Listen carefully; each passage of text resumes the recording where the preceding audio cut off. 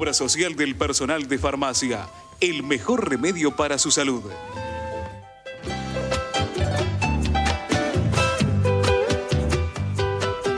Bueno, y ahora comenzamos el bloque de salud. Luis, ¿con quién vamos a comenzar? Bueno, vamos a comenzar con la doctora Claudia De Grossi. Ella es doctora en química, habíamos dicho, de la Facultad de Ciencias Exactas y Naturales de la UBA. Tiene un posgrado en educación en Flaxo.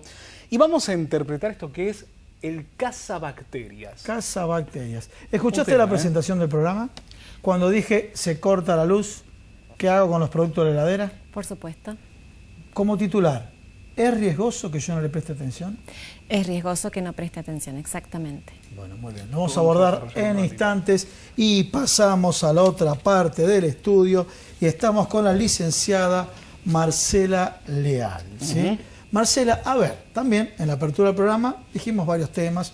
Uno de ellos, la familia tipo, trabajan ambos, llegan tarde. Bueno, compremos algo rápido para los chicos y vamos a estas cadenas que yo las denomino comida chatarra, ¿sí? Y de pronto vos nos has manifestado un indicador que se llama en salud la tasa de prevalencia muy alto. ¿Es tan alto el indicador? ¿Y cuál es el indicador? Sí, el indicador es altísimo, es a nivel mundial y dice que casi el 50% de los niños tienen la dupla de sobrepeso más obesidad, lo cual es una cifra en un rango alarmante. etario, ¿no? En un rango de edad. Sí, de 6 a 12 años. 50%. Wow. Sí. ¿Sí? Y te quiero hacer otra pregunta. Aparte de esto, ¿el sedentarismo también ayuda? Sí, ayuda y es lo que nosotros llamamos el entorno obesogénico, es decir, todo ayuda. La inseguridad, que caminan menos, hacen menos actividad física, muchas horas de televisión justamente porque están adentro y no, digamos, no hay esos juegos que teníamos cuando éramos chicos, por ejemplo. Pero te cuento, mi nena más chica, ni televisión, ve Netflix por el celular. Sí. ¿Sí? Sí. Pero hace actividad física. Y la pregunta que te hago, y de pronto que uno ve ciertas chicas jóvenes, adolescentes y demás, que hacen algo de actividad física, no sabe cuánto y demás, pero sin embargo se las ve con sobrepeso. Claro, porque ahí no hay una relación entre lo que ingresa y lo que egresa. O sea, comen más de lo que se mueve. Bien, o sea que tienen que trabajar los padres en esa relación de energía insumida, ¿sí? O sea, energía insumida a través de comida, alimentos y demás, y la energía que gasta a través de la actividad física. Sí, la familia es fundamental. Bueno, muy bien. Y ahora sí, bueno, vamos a pasar nuevamente a la otra parte del estudio con Claudia. A ver, comentamos el tema Cazabacterias. Cazabacterias, pero vamos al tema cazabacterias, un tema de actualidad. Por supuesto. Se cortó la luz, ¿sí? Mucho más en verano, que tenemos un problema adicional, hace calor.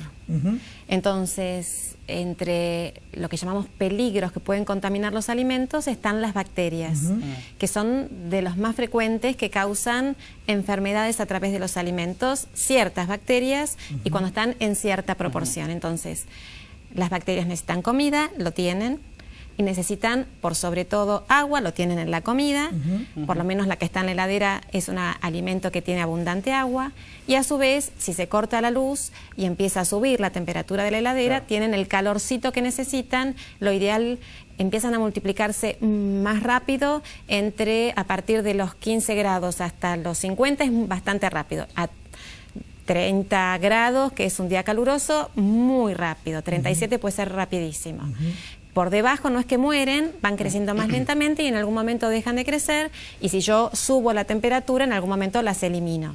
¿Qué pasa, por ejemplo, cuando compramos los alimentos, los lácteos en góndola, en un hipermercado? Tenemos que hacer una cola importante porque hay gente, pagamos en la caja, lo cargamos al auto, llegamos a casa. Pedís envío a domicilio, Luis.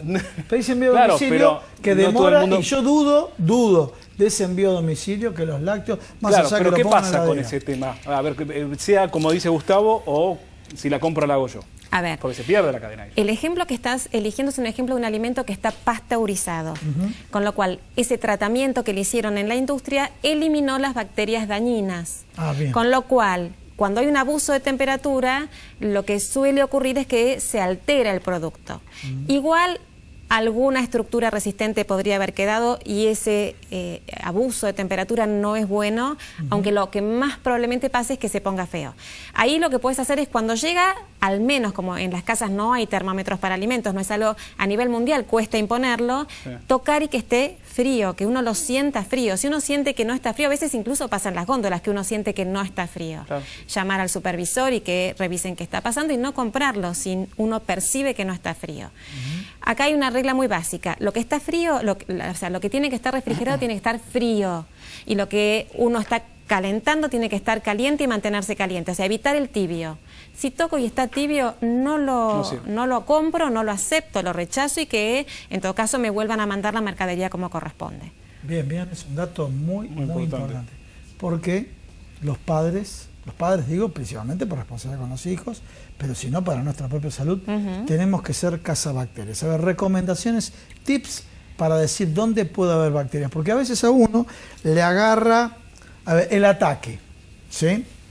Que vos sos una profesional, química, en la propia especialidad te lleva eso, pero de pronto uno trabaja todo el día y demás, che, se cortó la luz, sí, se cortó, ¿y cuánto? 2 horas, 3 horas y demás, después pasa la semana, y esto cuando lo tengo, te fijas solamente la fecha de vencimiento y empezás a tirar. Y después empezás a decir, y esto me salió 50 pesos, lo estoy tirando, y empieza el cargo de culpa. A ver, ¿cuándo tenemos que hacer un proceso lógico y la relación costo-beneficio para nuestra salud es mejor arrojar el producto al tacho, ¿no?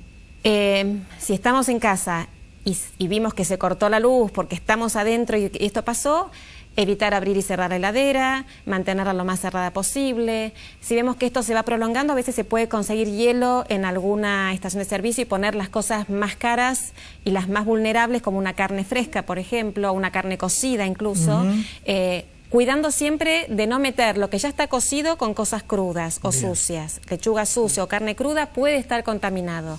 Eso, la carne cruda la pondré en una heladerita o lo que está cocido en otra. Pero no mezclar porque ahí sí puede haber pase de bacterias dañinas que está en la carne cruda lo que ya está cocido.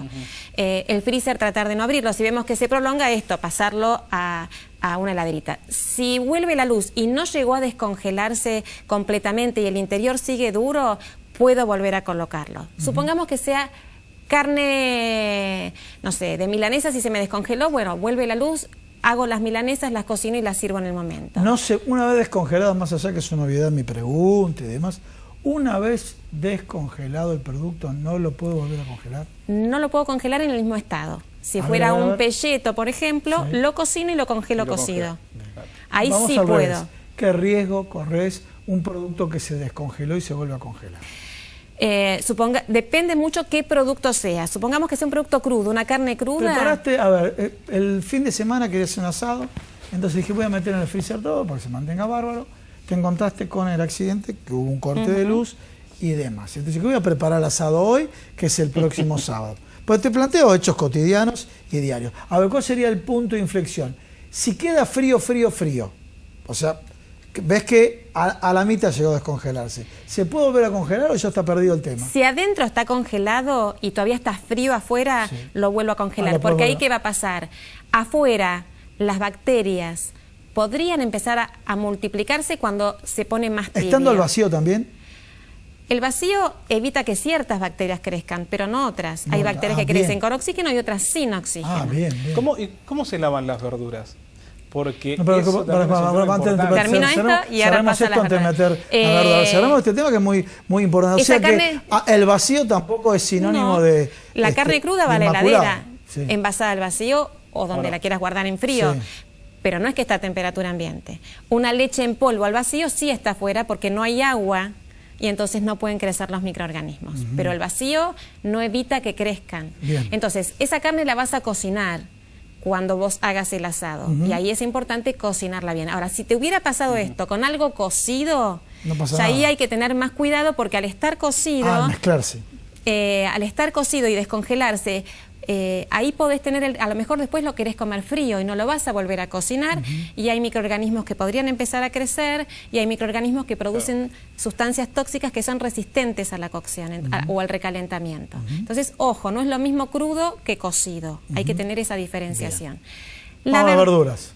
La verdura, la verdad es que muchas veces se pensó en qué causa enfermedades transmitidas por alimentos, los productos cárnicos, crudos o poco cocidos, huevo crudo, preparaciones con huevo crudo, carne poco cocida. Cada vez hay más vegetales implicados en enfermedades transmitidas por alimentos. ¿En serio? Cada vez más.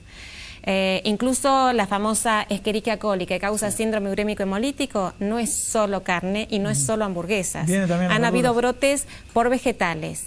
Por ejemplo, espinacas baby listas para ensaladas en Estados Unidos causaron un brote ya hace unos cuantos años y esto volvió a repetirse. O sea, cada vez hay más casos con vegetales. Por ende, recomendaciones. Antes de consumir los vegetales, lavarlos. Esto es, si es una planta de lechuga, hay que separar las hojas, porque la mugre no solo está afuera, sino que también puede estar adentro.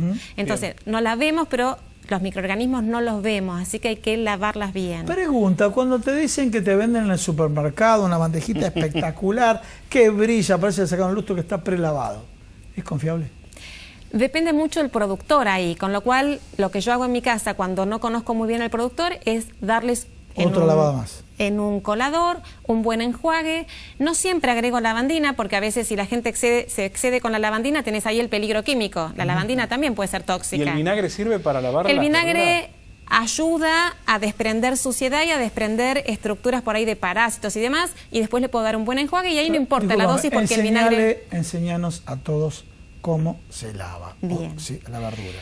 Se empieza por limpiar donde voy a lavar los vegetales, porque en esa pileta muchas veces la gente hace muchas cosas, como estrujar el trapo de piso. Entonces, cuando no tiene otra pileta, lo hace en la misma pileta. Bueno, limpia no es lo ideal, pero a veces no tiene otra. Un segundito que así vamos con los chivos. Señores, ustedes saben que estamos viendo cazabacterias, no cazafantasmas, que son fantasmas las bacterias, pero estamos viendo cazabacterias y esto puede ser de mucho riesgo, ¿no? Ictericia coli fue algo que causó mucho efecto mediático, pero bueno, actuemos de manera proactiva, ¿no? Bien, lavar en la pileta se hacen muchas cosas, con lo cual primero limpiar bien esa bacha y enjuagarla bien para estar seguros. Tener, por ejemplo, la bacha la limpio con detergente y la enjuago bien. Sobre todo si además hay gente que usa los estropajos metálicos, ojo que no queden restos, porque eso causa mucho daño también. Una vez que la tengo limpia, por ejemplo, yo uso o un colador o estos centrifugadores manuales, ese es ideal, para mí me encanta. Separo las hojas, las coloco ahí adentro, dejo que pase agua, levanto el coladorcito y toda la mugre la tiro y hago 2 lavados así. En mi caso, como tengo agua de red y es agua que yo reviso el tanque y hago controles periódicos, sé que está en buenas condiciones, no agrego lavandina. Puedo agregar ahí el enjuague con vinagre. Vuelvo a poner agua, siempre agua fría, no agua caliente, agua fría, y le agrego una buena cantidad de vinagre blanco. No importa, o sea, no es tóxico para nosotros, lo podemos dejar, por ejemplo, una tacita chiquita en toda esa agua, después vuelvo a retirar, enjuago y centrifugo, porque también es importante, si la voy a guardar, por ejemplo, hay gente que le gusta lavarla y guardarla limpia. Se pone muy fea si la dejo con agua. Se ponen papel descartable, toallitas de papel descartable en un tupper, coloco allí la lechuga centrifugada y después la cubro con film y fecha para saber cuándo hice la operación. Está bien. Y las cosas no son eternas en la heladera. Puede haber bacterias y yo verla y olerla y estar impecable. Hay que rotar lo que uno prepara, consumir, volver a preparar. Es la mejor medida de evitar un inconveniente. Hacemos un pequeño corte y vamos a continuar, ¿eh?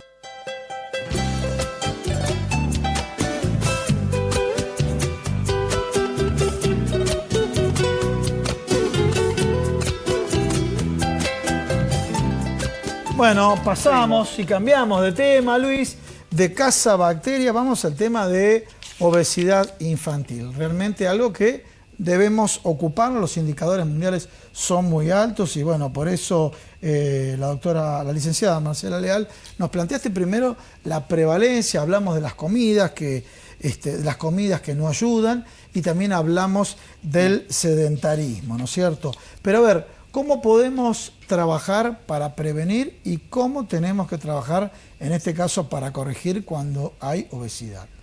Bueno, es muy importante tomar conciencia de lo que vos estás diciendo, el trabajar. Hay 2 cifras que me gustaría aportar, que son, digamos, bastante elocuentes. El riesgo de que un adulto sea obeso cuando lo es en edad escolar es del 40%. Un niño obeso tiene el 40% de probabilidad de ser un adulto obeso y un adolescente obeso el 80% de probabilidad. Con lo cual... Un adolescente obeso, el 80% de probabilidad de ser obeso el resto de su vida. Claro, entonces lo que tratamos es que haya educación alimentaria, que la familia comprenda el rol importante que tiene y ya a partir de los 6 meses de edad. Lo ideal es lactancia materna exclusiva hasta los 6 meses. Hay muchos estudios que indican que si un bebé de 4 meses, por ejemplo, ya empieza a introducir alimentos sólidos, tiene un gran riesgo de tener obesidad. ¿Qué pasa con los padres cuando a su hijo, desde muy chiquitito, y ahí creo que hay un problema con los padres, ¿no?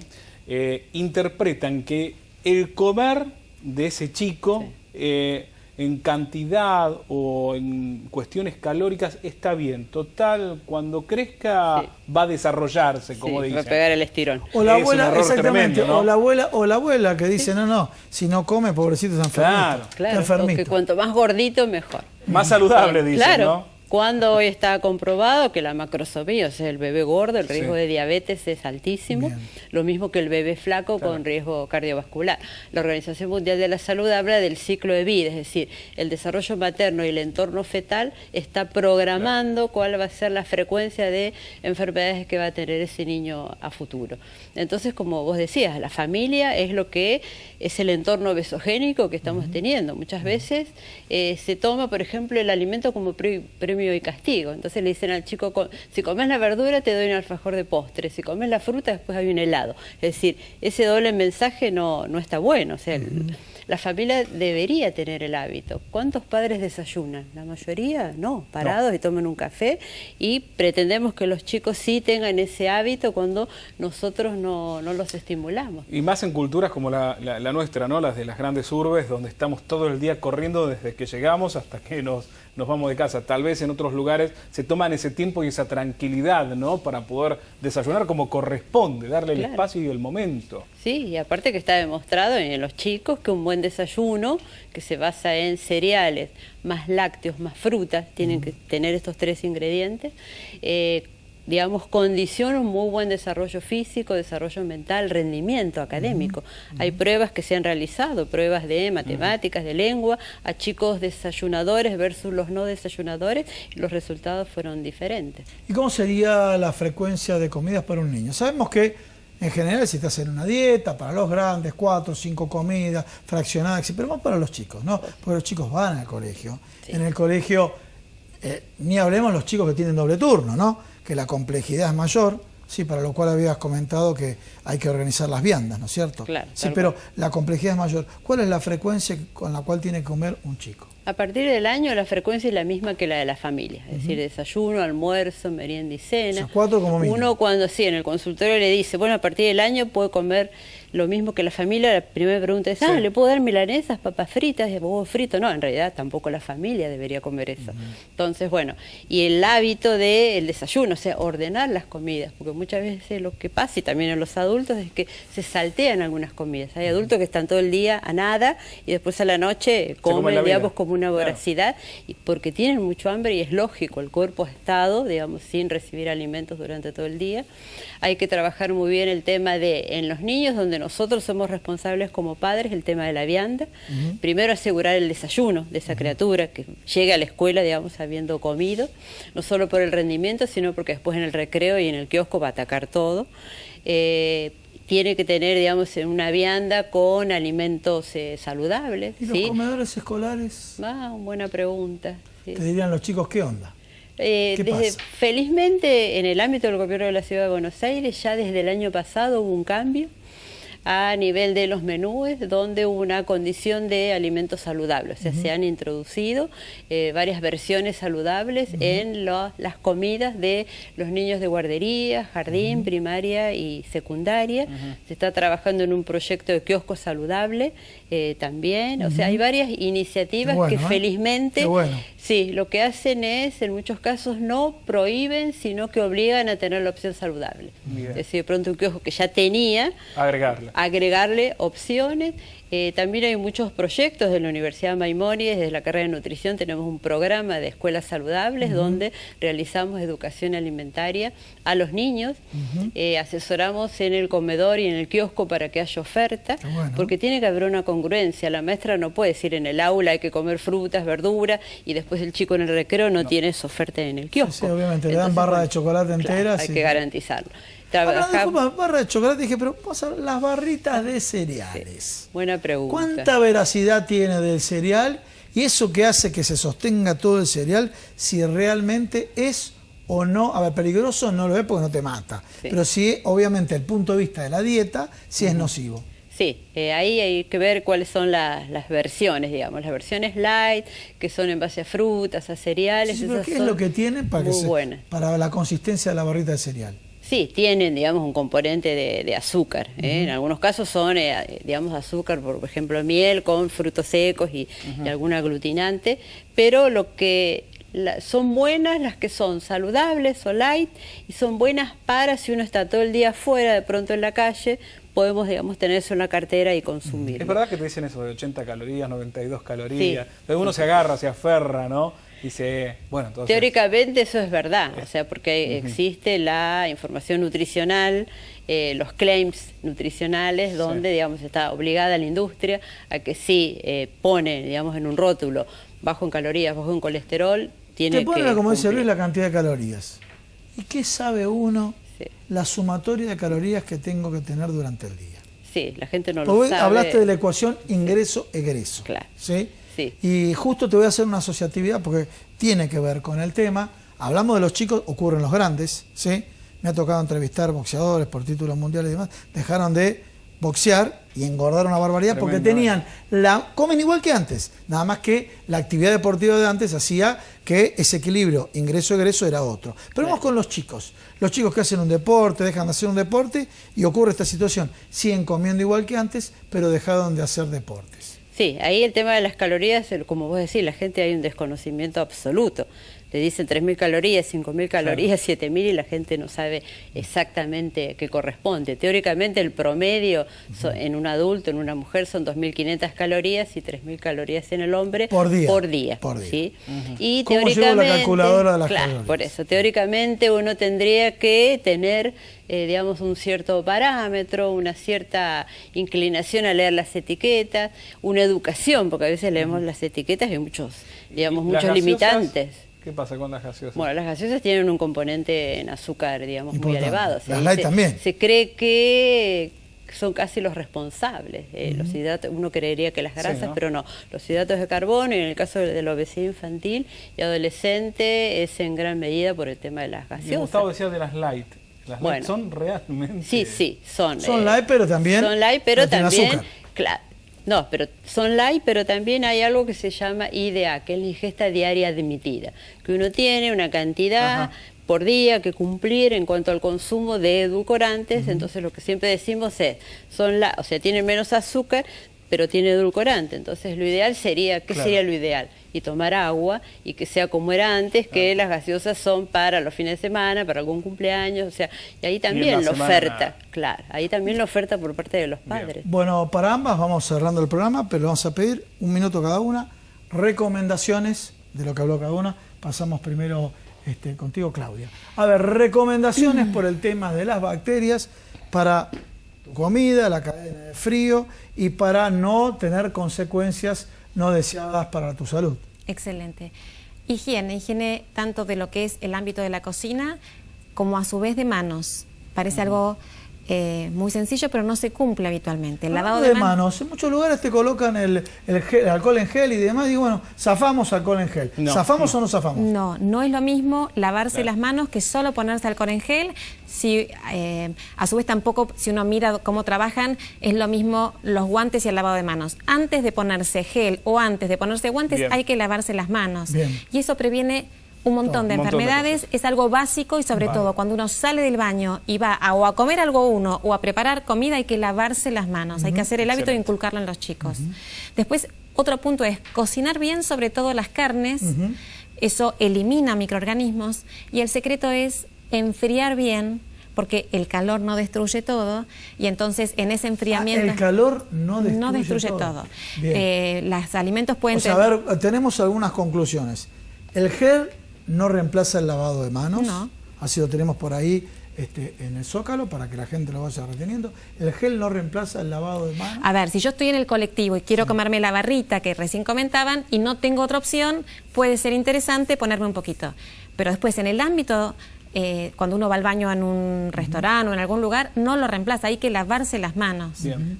Bien, y hablando del calor, o sea, hervir algo, el calor no reemplaza... No elimina todo no lo que los microorganismos, elimina un montón.